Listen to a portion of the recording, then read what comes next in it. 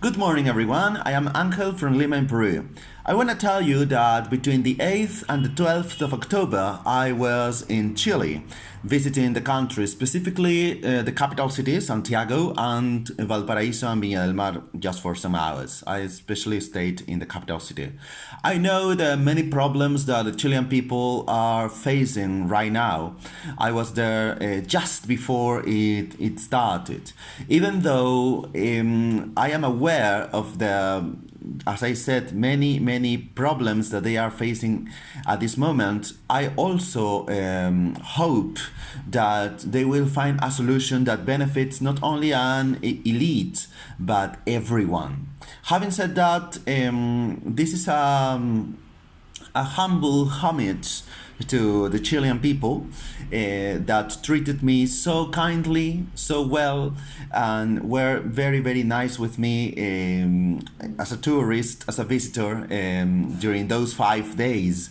Um, I went to Costanera Center, a very famous shopping center, and there was a bookshop, sorry, Feria Chilena de Libro. I bought this book, Mapuche Art. The author is an Argentinian journalist and editor, Alejandra Becco. And this book was published in Buenos Aires by Editorial Artemisa in 2017. It has 128 pages and is a really complete panorama of a civilization that, at least in my country, Peru, we know very little about. It is divided in 7 parts and it starts with history, of course, on page 8. The history of these people, world view, rights, social organization, music, dance, some legends, beautiful legends, pictures and photographs, as well as many words in Mapudungun, the language of the Mapuche. One of the items that really appealed to me was the rewe, a cosmic tree symbolizing the connection between heaven and earth. I saw 7 of them at the Chilean Museum of Pre-Columbian Art. On page 38, let's start here. The second item appears, textile art, and how much philosophy and knowledge is kept there. Processes, fibers, materials, symbols and shapes, even horse riding implements and looms. You can find very beautiful pictures there. You know, this book is not only for reading but for contemplating, the art and handicrafts that the Mapuche have made throughout centuries. The next one, which is my favorite chapter, is on page 62. Silverware and metalwork. This is my favorite one. Why? Because I read something I believe did not happen. The act of desecrating tombs and cemeteries are the curse that followed. According to the book, the Incas, after trying to invade the Mapuche territory, achieving it partially, contributed to the development of this art among the Mapuche. Even though they were influenced by both Incas and Spanish colonizers, they stuck to their own styles, and well, their golden age occurs in the 19th century.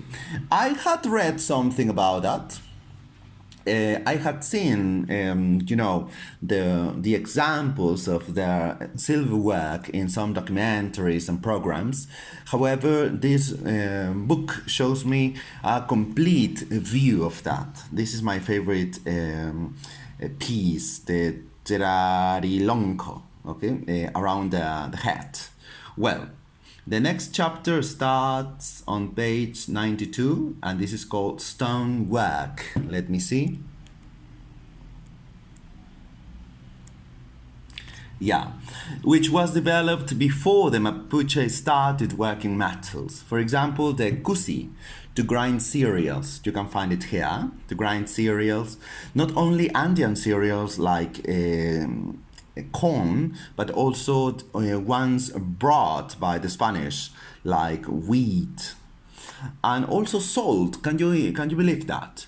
Not only there were utensils, but this magical object called likan, used by matches or shamans, especially female shamans, for healing. The next chapter starts on page 98, basketry and leatherworking.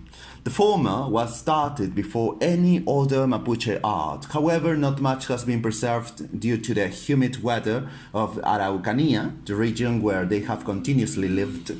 However, you know that this is not the only territory where they have lived. The latter is an evidence of how well they adapted to new materials brought by the Spanish conquistadors, such as this trong. You can find it here. It's a very, very big bag made with the skin of a horse's thighs. Page 104 shows pottery. Again, there were techniques dating back to many centuries before the arrival of the Spaniards, as well as more modern ones. I was amazed to know that some pitches stored up to 200 liters. Can you imagine that? Pitches like the one that you can see in this photo. And the last chapter is on page 114, as you can find here, wooden objects. Contrary to what many people believe, especially in my country, the territory of Chile is home to many forests and jungles. Because the Mapuche led an austere way of living that was also reflected in the utensils they made using wood. Not only utensils, I must say, but these chemamuls, as you can find. So, at the beginning of the video, I mentioned the rewe. Now that I see it better, I think that it was the chemamul that I saw at the Chilean Museum of Pre-Columbian Art. Well, chemamul means something like wooden man, wooden human. I was surprised by the solemnity that they project. So ingenious were they that even graters were made, as you can find it here. Wow, that was amazing. So for the above mentioned, I have to say that if you visit Chile and have little or no knowledge of the Mapuche civilization, you should get this book, since, unlike its title might suggest, it not only focuses on art, but the very history of these people.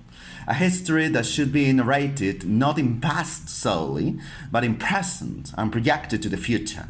This is a people that is proud of their achievements, that have shown a remarkable adaptation to challenges and new ideas, techniques, and materials. So this is my homage to Chilean people, not only the Mapuche, but Chilean citizens, Chilean people themselves. And I really hope that they solve their problems for their own benefit.